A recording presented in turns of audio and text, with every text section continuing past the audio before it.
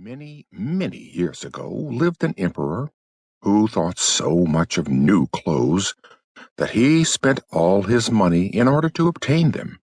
His only ambition was to be always well dressed.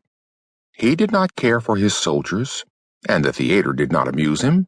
The only thing, in fact, he thought anything of was to drive out and show a new suit of clothes. He had a coat for every hour of the day, and as one would say of a king, he is in his cabinet, so one would say of him, the emperor is in his dressing room. The great city where he resided was very gay. Every day many strangers from all parts of the globe arrived.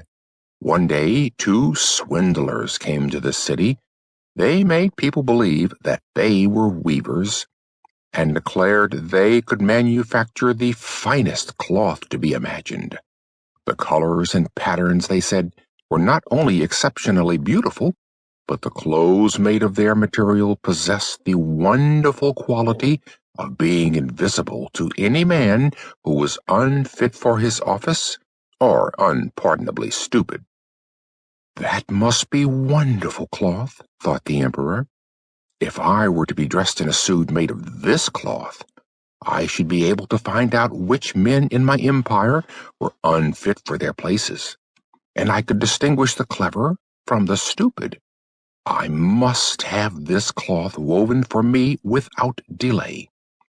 And he gave a large sum of money to the swindlers in advance, that they should set to work without any loss of time. They set up 2 looms and pretended to be very hard at work, but they did nothing whatever on the looms. They asked for the finest silk and the most precious gold cloth. All they got, they did away with, and worked at the empty looms till late at night. I should very much like to know how they are getting on with the cloth, thought the emperor.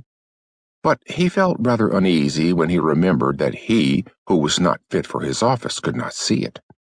Personally, he was of the opinion that he had nothing to fear, yet he thought it advisable to send someone else first to see how matters stood. Everybody in the town knew what a remarkable quality the stuff possessed, and all were anxious to see how bad or stupid their neighbors were. I shall send my honest old minister to the weavers, thought the emperor. He can judge best how the stuff looks, for he is intelligent, and nobody understands his office better than he. The good old minister went into the room where the swindlers sat before the empty looms. Heavens preserve us, he thought, and opened his eyes wide. I cannot see anything at all. But he did not say so. Both swindlers requested him to come near, and asked him if he did not admire the exquisite pattern and the beautiful colors, pointing to the empty looms. The poor old minister tried his very best, but he could see nothing, for there was nothing to be seen. Oh, dear, he thought, can I be so stupid? I should never have thought so, and nobody must know it.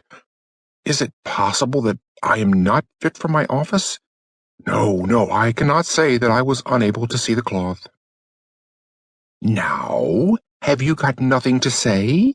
Said one of the swindlers, while he pretended to be busily weaving. Oh, it is very pretty, exceedingly beautiful, replied the old minister, looking through his glasses. What a beautiful pattern! What brilliant colors! I shall tell the emperor that I like the cloth very much. We are pleased to hear that, said the 2 weavers, and described to him the colors and explained the curious pattern. The old minister listened attentively, that he might relate to the emperor what they said, and so he did. Now the swindlers asked for more money, silk and gold cloth, which they required for weaving. They kept everything for themselves, and not a thread came near the loom, but they continued, as hitherto, to work at the empty looms. Soon afterwards the emperor sent another honest courtier to the weavers to see how they were getting on, and if the cloth was nearly finished. Like the old minister,